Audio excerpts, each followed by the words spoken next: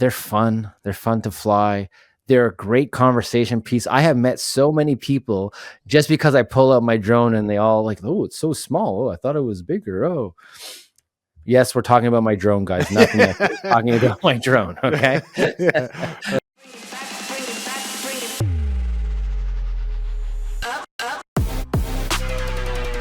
All right, welcome back to another episode of Game Day Glare, the podcast for sports videographers. I'm Lance, and I'm with your co-host E. How's everything going, E? Good. We had a bit of a start. It's a bit, we had to re-record, stop for a couple seconds. Now we're good. I'm happy. It helps when I plug in my mic. When we're wondering why my audio sounds like crap, it's because I skipped a step and never plugged in my mic. So thank you, E, for being our technical advisor on this episode and getting my audio nice and crispy. That's why you pay me the big bucks.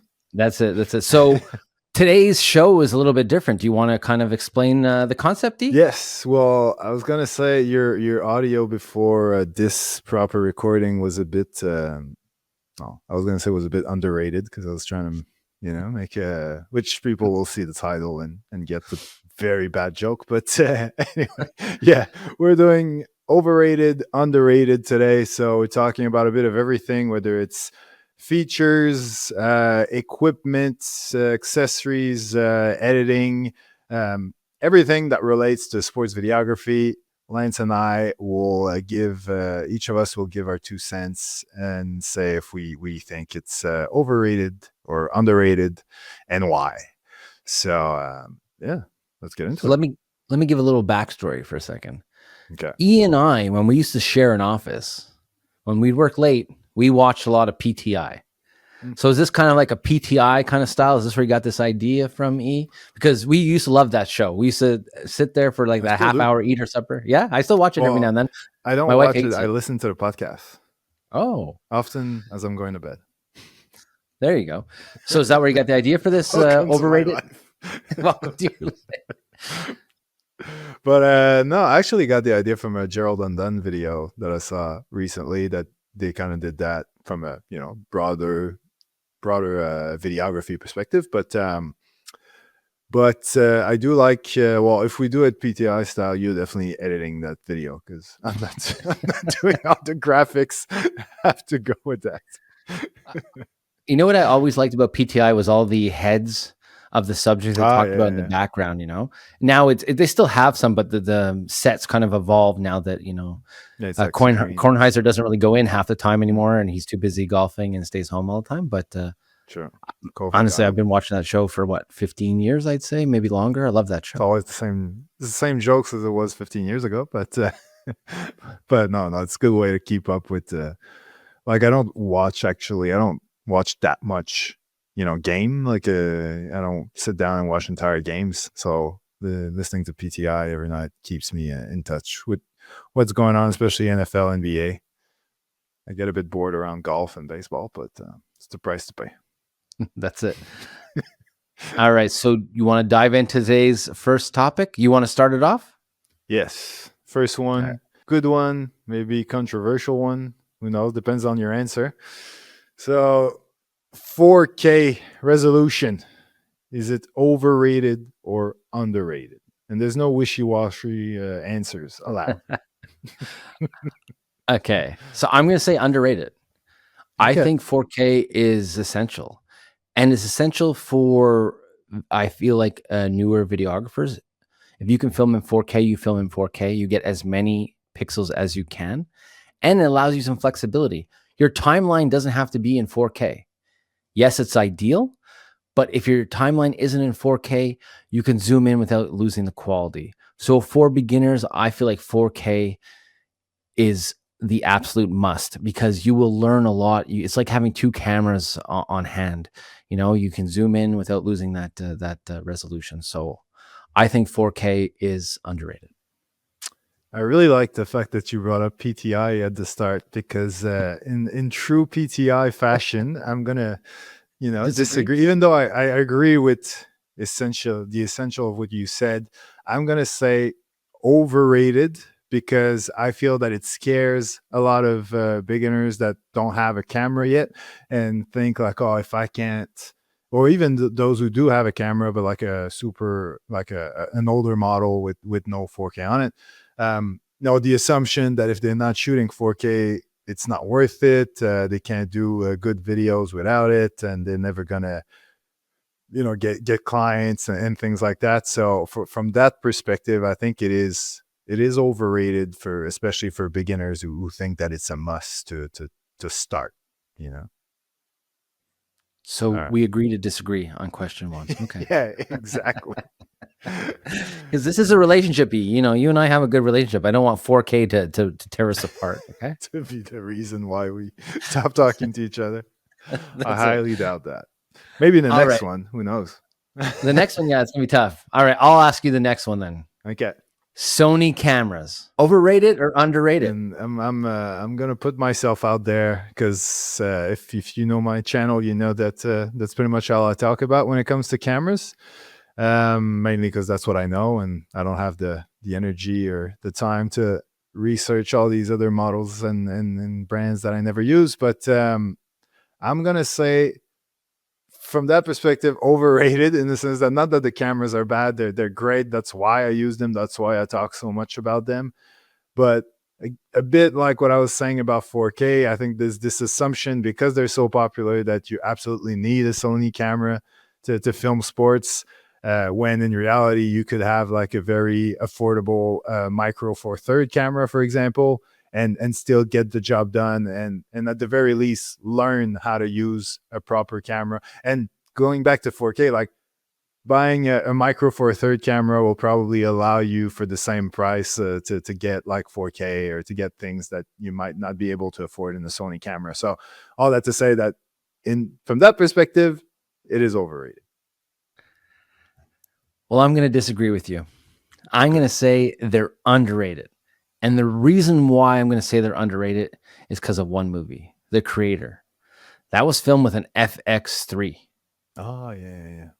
So the fact that, and Netflix now has approved FX3. So the fact that you can produce high end stuff with these little mirrorless cameras, I feel like the power in them, the tools in them are underrated. Now, I do agree with some of the things you say. It's not a must. You don't have to have a Sony camera to create good content and all that. But if I'm looking at the actual body of the camera and the technology in the camera, I feel like it has such a bang for the buck, and I feel like it's an underrated tool. I agree. Just have a different perspective. That's it. All right. Next one is 10-bit color.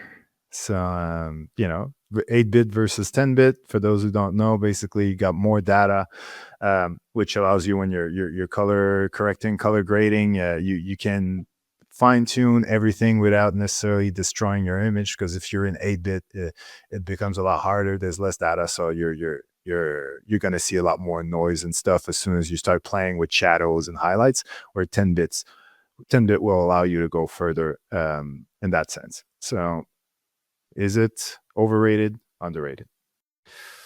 That's a tough one. I'm gonna say overrated.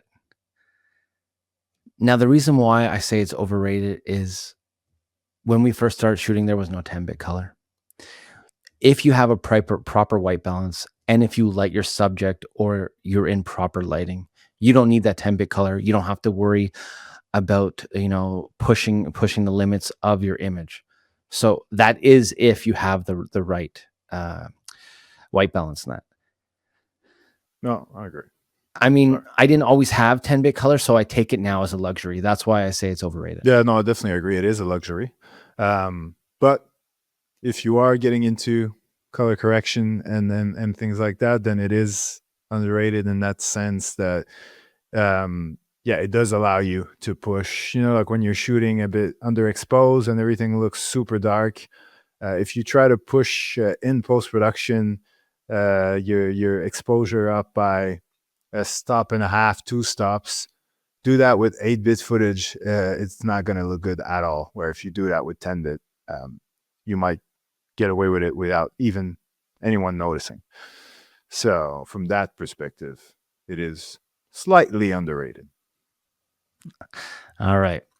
Next up, shotgun microphones. I would say underrated in the sense that a lot of sports videographer, especially beginners, smaller budgets, they'll buy a camera, a lens, the microphone will probably the third or fourth thing that they'll think about. Probably more fourth, like, well, and I'm not including batteries and SD cards and stuff, but it's not a priority, and very understandable. But it does make a difference when you're trying to record the audio from the game. If you want a good atmosphere, if you want to be able to hear the actual noise on the field, not that you'll capture like voices and things like that, but if you just want to actually hear a tackle or a basket, a dunk or something like that. If you only have the microphone from the camera, you're really lucky if you can capture these things. And mostly especially if there's a crowd behind you, because the parents around you will just drown everything out. So having a shotgun that at the very least cuts out not 100% of the noise behind you, like especially if it's a more budget one, but if it can cut it down by at least 50%, it's going to allow you to get much better audio from what's in front of you. So from that perspective, underrated. I'm going to agree. I think they're underrated. Now, I used to not always feel that way until I was put in a situation where I need to do an interview last minute and I didn't have my DJI kit with me. So I just used a shotgun mic for my interview, and it was good enough. I cleaned up the audio after in like Adobe podcast software, but that shotgun mic saved my butt. And also, honestly, for games, yeah, you pick up you're picking up the sound of where you're aiming your camera, so it really helps capture the sound of the action. So I do believe it's an underrated tool, because I'll admit there's times where I forgot it, or I was doing something fast and I didn't plug it in or whatever, and my footage didn't seem as good because of missing that crisp audio. No. Next up, we're going editing this time. DaVinci Resolve. Is it? I almost want to say, instead of overrated, underrated, is it like overhyped or properly hyped? Because it's picked up a lot of steam in the last, I'd say, couple years, maybe 3. Very popular at the moment. So that's probably more a question for you, because you probably used it more than me. So Yeah, I have it. It's overhyped. It's you overhyped. think? The, In what way? the key selling point is you pay for it once. Yeah. That's the key selling point. If you had a monthly subscription like we have for Premiere, people wouldn't be using DaVinci as much. Now, the color correction is next level. But for what I do, I don't need it. I could do everything I need to do in Premiere Pro. I'm comfortable with Premiere Pro. I'm faster in Premiere Pro. So I feel like DaVinci just slows me down. That's why I feel it's overhyped. And you see all these guys on YouTube, like you, on a YouTube star, who are like, I'm switching. That's it. I'm done with Premiere. I'm on DaVinci. And what happens 3 months later? They're back on Premiere. And it's just because of the learning curve, and it is missing some things that Premiere has that it doesn't have. So I really feel like it's overrated. Now, there are some good tools, and they push Premiere to be better because of these tools. Yeah.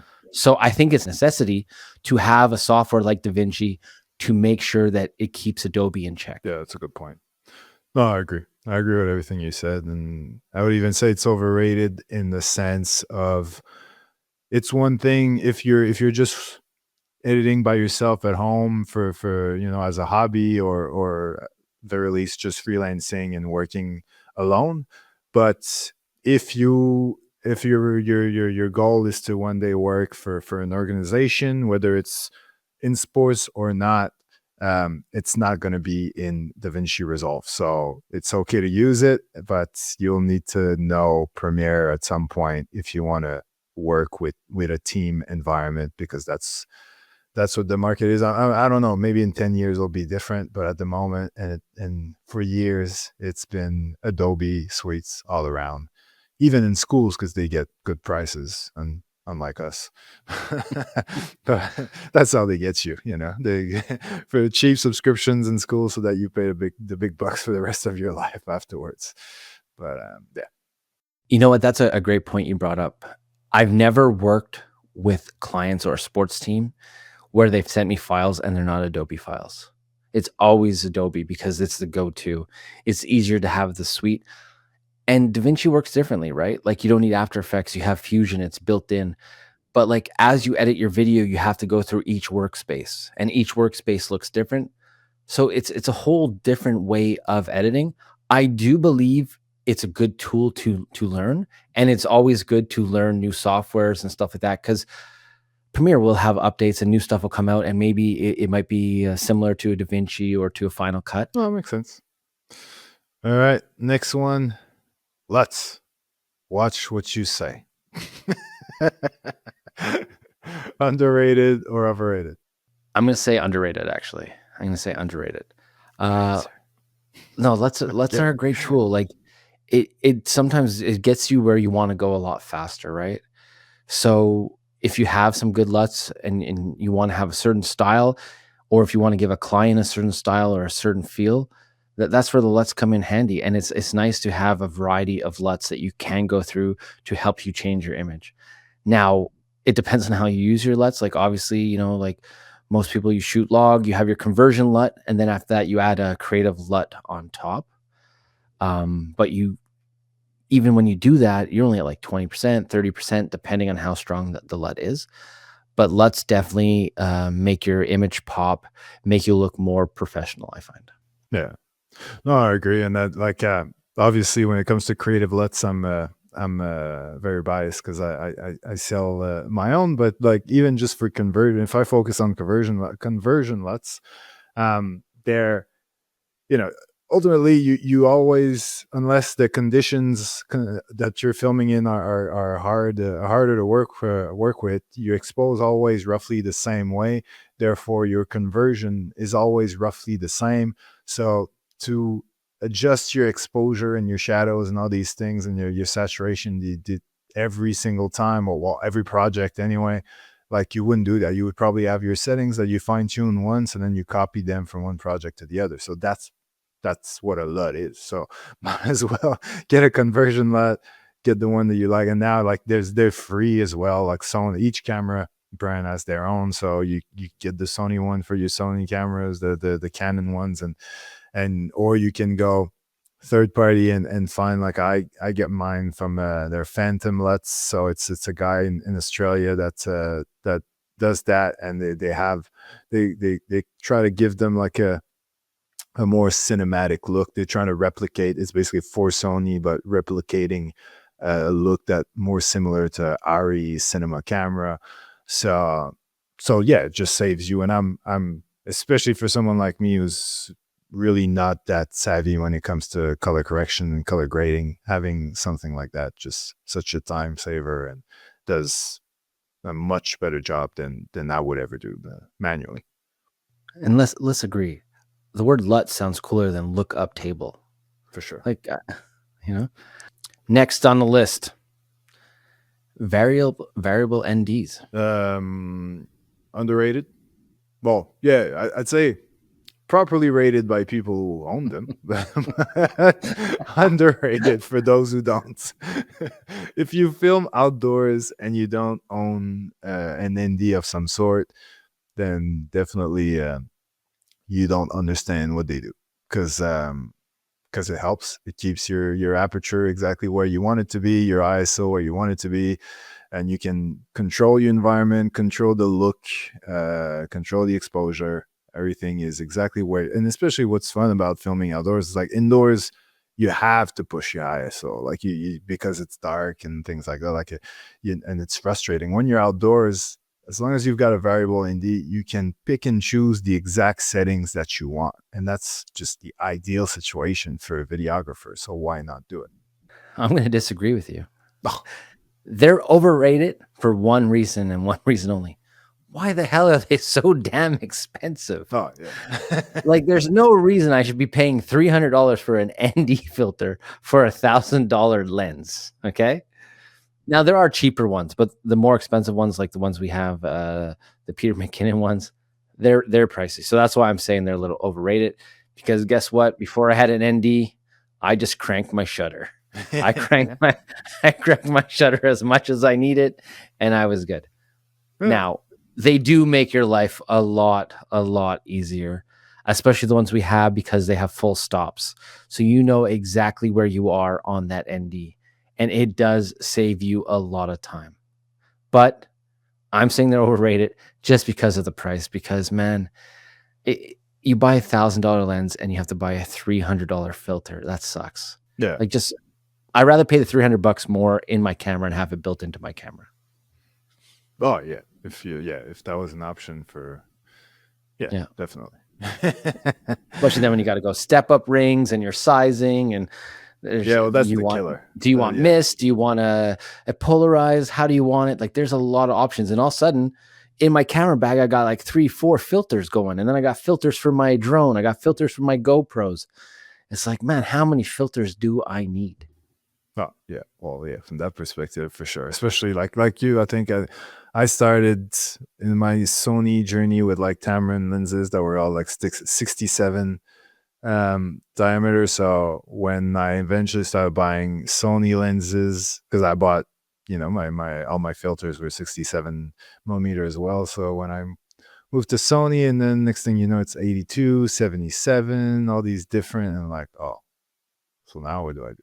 So yeah, I'm obviously I joined the world of step up rings, and now it's like the game of matching everything. And also, if you got two, I didn't sell the older ones because I still have a few Tamron lenses, and sometimes I have two cameras going at once, so always good to have. But yeah, it does add up when you have two sets of variable in these 2 to 5, 6 to 9, plus the missed one. That's it's a big expense. The one last thing I will say about them, though, is they did really think them all the way through. So mine has like 2 lens caps on it. So you unscrew one lens cap, and then you screw it on your camera, and then you have a Defender lens cap on that, and then you pull it off. So you never have to touch the lens. Where when I bought cheaper NDs like Freewell and that, you just get it in a little case, and then you're stuck putting it on, and you can there's always that one moment where your thumb slips, or somebody touches it, and you have a thumbprint or fingerprint. So with the Polar Pro ones, they took that out of the game. So it is nice. It's a nice little luxury, but the price tag is still a little too steep to my liking. Wow. All right, Mr. Scrooge McDuck. All right. I got the next one for you. Something that you do a lot of. Oh. Speed ramping. Oh, yes. Oh. That's a tough call, because I could go either way with that. I've got arguments on both sides. Whichever way you're going, I'm going the opposite, because it's easy. Yeah, I think I'll go underrated, just because it's like a classic. You can't mess with the classics, and I think in sports, speed ramping is here to stay. It's always going to be part of it. You need it. This. I'm sure you'll talk about the fact that it's easy to just go overboard with it, but so it's all about the not doing it too much, but you're always going to use it at some point or another. Like, it's part of the culture. What are you going to say? So I'm going to say it's overrated, but first I'm going to say, listen, I do love a good speed ramp, and speed ramping is something that you need to know in this industry, for sure. But the reason why I'm saying it's overrated is because it's in every goddamn video. Every video, sports video you see, there is speed ramping. And yes, you need it, but it is overdone. It's overdone. And you have to learn how to do it properly, and you have to put a little sound effect underneath. And it is more work than putting an in and out with a put up the speed, like, you got to make sure that you know how to do it properly with your little handles, and you even it out, and you make sure that that speed ramp works well. So I do feel that when there's a lot of people out there who don't do it properly, and they just think, like, you take your little pen tool, you select speed, and you put your little in and out, and you just boost that speed. Well, no, that's not how you do it. At least not how you do it properly. It does work sometimes that way, but there's a lot of people who rush through it and don't take the time to actually do a proper speed ramp. So that's why I'm saying it's a little overrated. No, fair enough. And I was one of those people at one point when I first started. Like, it was cool. I remember actually doing when I first started, like I would take a clip and I'd cut it and I just speed up one part and then cut the back end. And that's how we kind of did speed ramps or even slow motion back then, because we didn't have that feature. Then finally they came in with the speed button. It made our lives doing that for a long time after even after keyframes were an option. Just cutting the clip and just putting the next clip at 50% speed. Yeah, I would do that a lot. Well, I think that's what made speed ramping so popular, is because you actually got to see the guy come back into the regular speed, or you can go back up in speed. Where when we first started, it was like you made a straight cut and you like put it to like 400%. You made a straight cut and you came back down, and those were the options back then. So next subject, I definitely want to hear you on that one, because drones, overrated, underrated. You're the drone master. Underrated. Drones are underrated. They're underrated because you need drones to tell your story. Amazing ways to bring you from location to location, show where the story is taking place, give you a view of the stadium, give you some unique angles. They're fun. They're fun to fly. They're a great conversation piece. I have met so many people just because I pull out my drone and they all like, oh, it's so small. Oh, I thought it was bigger. Oh, yes, we're talking about my drone, guys. Nothing else. We're talking about my drone. Okay. I hesitated. But I have flown my drone in some cool places and had, a lot of unique conversations because of my drone. And I feel like it always adds value to my videos. Now, drones aren't cheap, and they do come, you need extra batteries because you get 20, 25 minutes, maybe 30 minutes of flight time. You need ND filters for them if you want that image to really, really pop. But you know what? They shoot in log. They shoot in 10-bit now. They shoot in 4K 60. There's some that shoot 4K 120. Some can shoot 10K 240. So they are constantly evolving. And honestly, they're only getting better and better. I don't disagree with everything you said, but definitely overrated in my opinion. Mainly because of the amount of time and resources that they require. Just when you're working with your drone, you can't do anything else. It's not like handling two cameras at once. Like you can't handle a drone and a camera. You're totally absorbed by the drone, and that's all you're doing, and it's not like you're getting a lot of shot variety. Like if I'm filming my drone for 15 minutes, I'm gonna go in different directions and trying to do a few different things, but it's not like filming a game with a camera and getting all these different angles and tights and wide shot and things like that. So for me, it's like for what they bring to the table, they just take too much of my time and on the day. And so for very specific sort of projects, I can understand. But for my everyday sports videography, too much hassle, and that's not even considering the idea that every time you fly a drone, like people freak out, wondering if you're allowed to, what are the insurance company going to say, all that sort of thing. And so yeah, for all those reasons, I think not worth it for me. Overrated. You do get asked a lot of questions about drones. The thing with a drone is you got to fly with purpose, right? So if you're going to fly your drone, have an idea and know what shots you're looking for right out of the bat. And it is impressive once you fly a drone for a while. Like, I can fly for like 10 minutes and I already got like 5, 6 good establishing shots, or shots that I wanted that look really, really good. So you have to have that idea in your head before you take off. And also when you say like people, it's a good conversation starter, I think you underestimate how much I don't like talking to people. That is true. That is true. Yeah, I forgot about that. Where I'm more social exactly. Than E. Okay. But no, that's a joke. I am a, how do you call it? Like introvert at heart, but I do appreciate when people come talk to me at sporting events, like especially when it's sports videographers. It really helps that you're introvert at 6'3". Like everyone's seeing you no matter where you are, you know, you're blocking Russell Crowe's view sometimes, you know, you're not a very good introvert. I All try right. my best. Next up, full frame cameras. Oh, that's a good one. That's a tricky one because again, it for money reasons, it's it's hard to say underrated, but I do want to say underrated because I feel like you don't. It's one of those things until you haven't tried it, you don't feel the need for it. But if I lend you a full frame camera, I'm talking full frame like where dual base ISO and all that sort of stuff.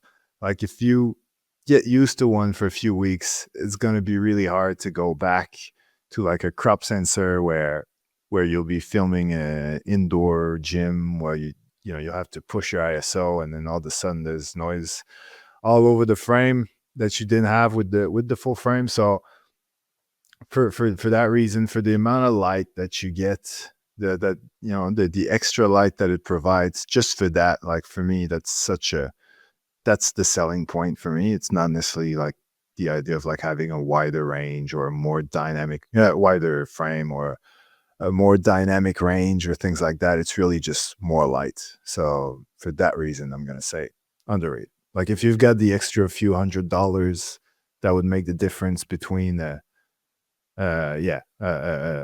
good sort of a good crop frame or a good sort of full frame. I would go for the full frame if it's just a few $100 and I can afford it. I'm going to agree. Full frame cameras are underrated. Do you know how nice it is to have a lens that's a 28-75 and it's a 28-75? Yeah. Instead of going, okay, what's the crop on this? Is it a 1.5? Is it 2.5? And you have to add it and you don't know what focal length you're at, or it just makes your life easier. Now, there are some great crop sensor cameras, A6700, FX30, like that are amazing camera, amazing quality you get out of it. But if you have the chance, you go full frame.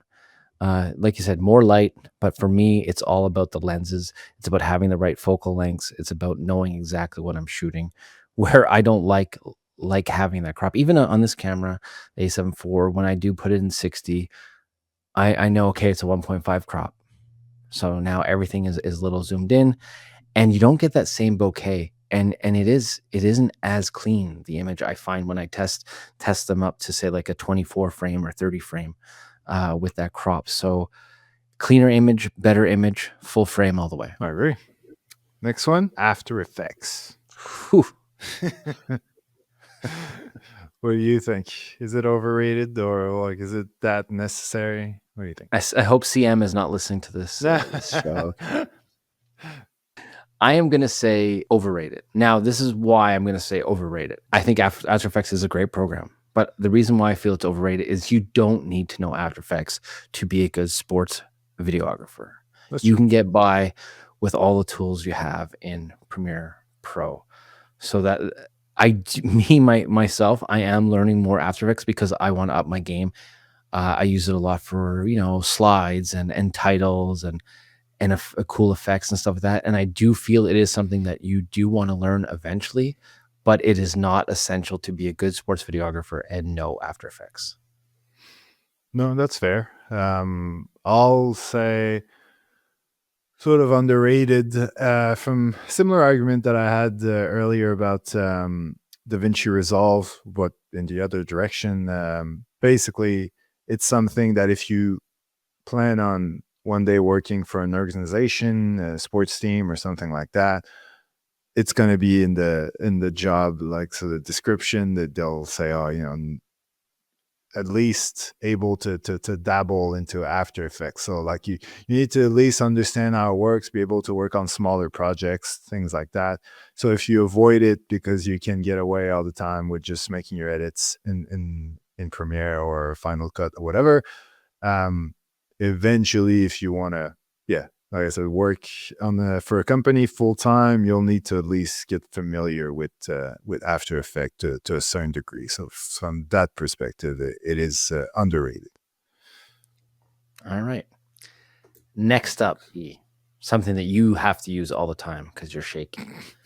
Image stabilization. Yes, I do use it a lot now that I have it, but Now that you have it turned on, yeah, that's the other thing.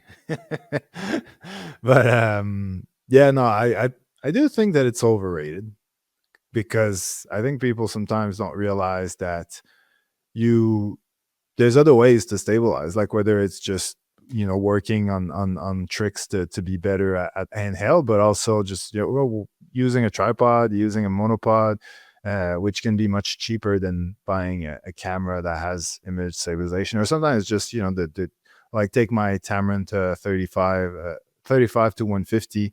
That's a great lens, but there's no image stabilization on it. So am I gonna use another lens just because it doesn't have it? No, I'm still going to use it. So I'm lucky enough that I have stabilization in my camera, so I don't really feel the need to get any extra stabilization than that.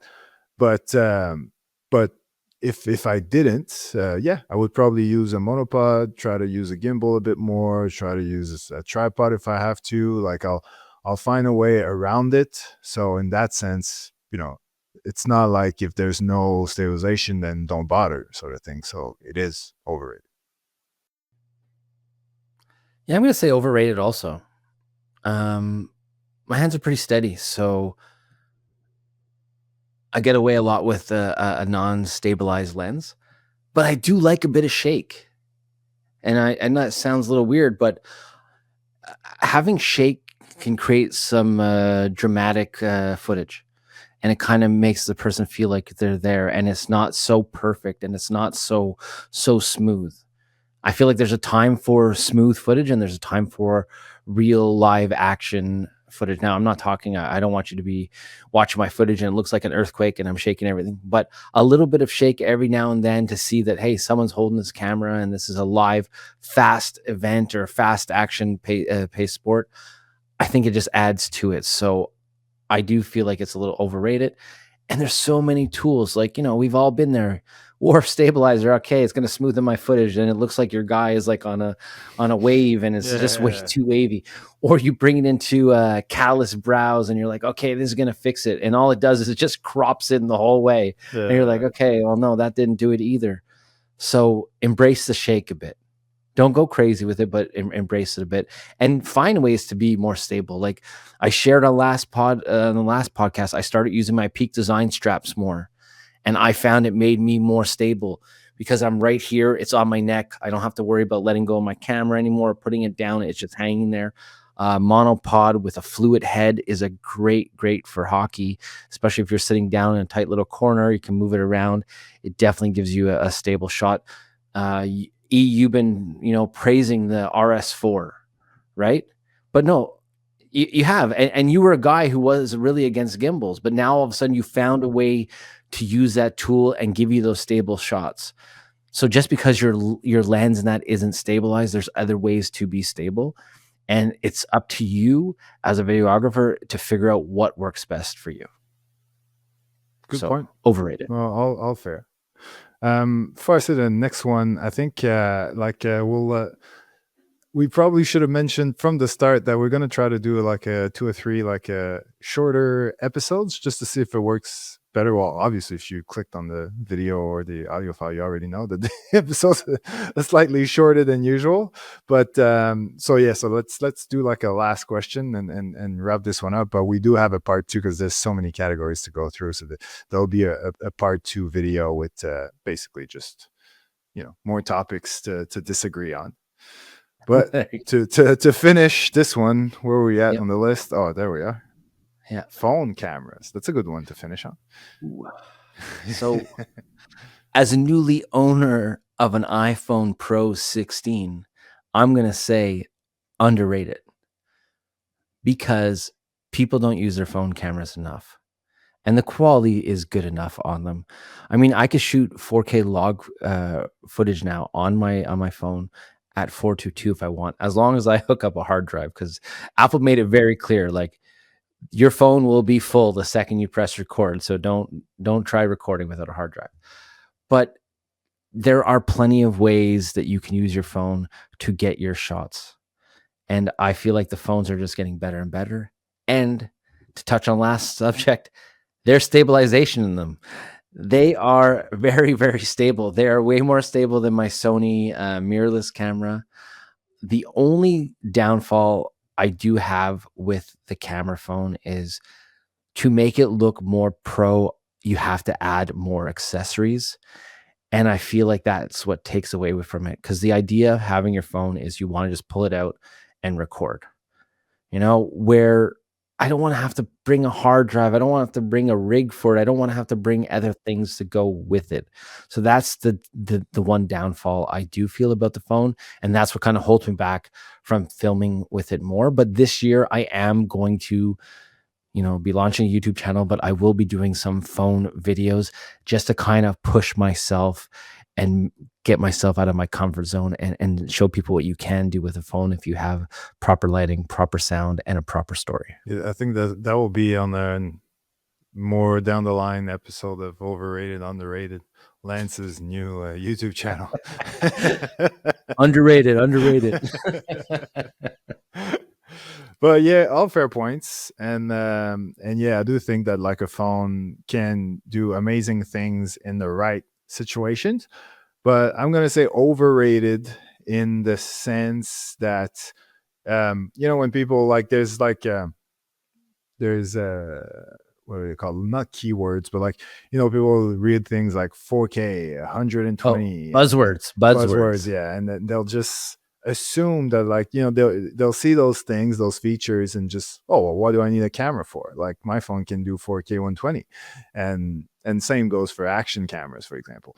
So yeah, it can technically, it meets the requirement so that they can write it on the box, but your 4K 120 or your 4K 60 is never going to look as good as the 4K 60 or of a mirrorless camera. Just it's more of a sensor size issue at the end of the day.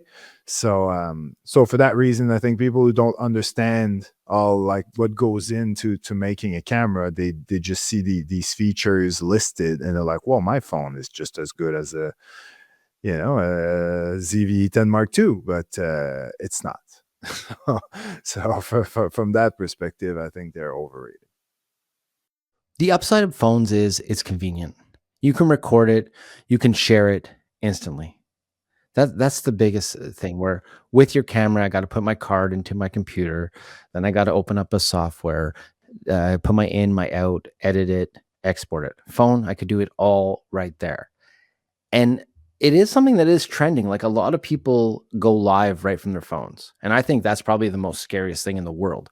I don't think I'd ever just go on my phone and do a live video. Maybe I'll try it one day, but now I'm not comfortable enough to do that. But people do it, and that's where they really maximize having that pro phone or that really good image quality from the phone is going through those live videos where, if we did it with this camera, you have to hook up to computer, you have to have a software, you have to have third-party stuff, where a phone it's all right there. Yeah. No, good point. All right. So let's stop part one at this point. But so before we start, did you keep score or anything? Is this like a real PTI where you're like I don't 10 overrated, 20 underrated? No. No. Well, I was gonna say I don't need to keep score to know that I won, but okay. I don't know if it was a competition, but if it was, I'm sure I'll win. Listen, if any of our viewers want to put who they think won, we'd really appreciate it, because this will definitely help who's paying for lunch on Monday. Yeah, that's a good point. I like it. I think the lunch will happen before we post the video, but oh yeah, that's true. The second lunch, you can pay if I'm wrong, I'll reimburse you. There you go. It's an IOU. Exactly. All right. No, I really like this. I really like this form of an episode. I think it's a really, really good idea. And hopefully our viewers, got some different insights on topics and how we kind of think and how we kind of feel towards certain gear and certain subjects. Yeah. And if they liked it, good news. Got plenty more coming next week. Be there or be square. All right, so that's it for this episode of Game Day Glare. Yeah.